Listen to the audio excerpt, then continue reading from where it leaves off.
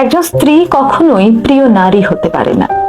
আপনি যদি বেশিরভাগ মানুষকে জিজ্ঞেস করেন আপনার জীবনের প্রিয় নারীকে, স্বভাবতই অনেকে বলবেন মা, কেউ কেউ বলবেন বোন, কেউ বলবেন মেয়ে, আবার অনেকেই বলবেন নানি, কারণ তিনি তাকে কোলে পিঠে করে মানুষ করেছেন।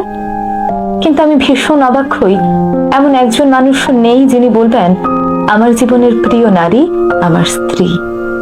আসলে বাঙালিদের সমস্যাটা হলো স্ত্রীকে ভালোবাসি বললে মান সম্মান কমে যায়, স্ত্রীর কাছে ছোট হতে হয়, লোকে বউ পাগল বলবে, আবার অন্যান্য পুরুষের কাছে নিজের পৌরুষত্বটা একটু কমে যায়।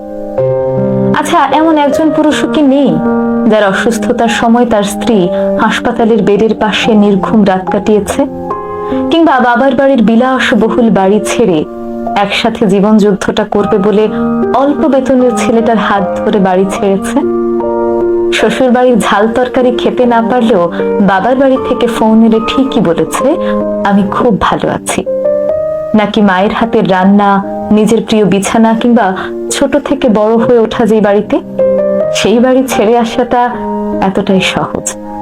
তাই একজন বউ কখনো প্রিয় নারী হতে পারে না, তার সে যোগ্যতাই নেই।